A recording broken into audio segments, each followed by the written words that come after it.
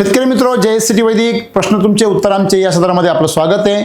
महेश पाटील यांनी प्रश्न विचारला आहे, शेतीमध्ये तण खूप येतं, तणनाशक न वापरता तणाचं व्यवस्थापन कसं करावं। मुळात आपण एक लक्षात घेतलं पाहिजे, तण एक वनस्पती आहे आणि कोणती वनस्पती की त्याला अनुकूल वातावरण आणि अनुकूल पोषण मिळालं की ती त्या ठिकाणी काय करते, वेगाने वाढते। आपण एक लक्षात ठेवलं पाहिजे, हरभरा आणि मोहरी याचे जे बीज आहे हे वर्षभर शेतामध्ये असतं, परंतु वर्षभरामध्ये अनेक वेळा मशागत करूनही अनेक पिकांची लागवड करून पाणी भरूनही ते उतरत नाही, परंतु बरोबर रब्बीचा सीझन आला की ते गव्हाबरोबर उतरून पडते, नाही पेरलं तरी, कारण त्याला अनुकूल वातावरण भेटतं। अगदी तसंच तण जी असतात त्यांना ऍसिडिक, त्याच्यानंतर रासायनिक अवशेष असलेली, अशा प्रकारची नायट्रोजन जास्त हाय असलेली अशा प्रकारचे पोषण त्याला जास्त आवडतं। आणि मग आजच्या काळामध्ये जेवढा तुम्ही रासायनिक खतांचा वापर जास्त करता तेवढी जमीन ऍसिडिक होते, तेवढे क्षार वाढतात आणि अशा जमिनीमध्ये ज्या वेळेस पीएच हाय होतो तर ह्या तणांना जोर येतो। आपण जर जमिनीमध्ये या रासायनिक खतांचा जर वापर बंद केला तर हे तण उपोषी राहणार आहे आणि त्याच्या विरुद्ध जाऊन जर तुम्ही सेंद्रिय कर्बाचं प्रमाण जर वाढवलं तर पिकाला जोर येणार आहे आणि तण कमजोर पडणार आहे। आणि म्हणून आपण एक लक्षात ठेवलं पाहिजे, आपल्याला जर पीक जर स्ट्रॉंग करायचं असेल आणि तण जर कमजोर करायचं असेल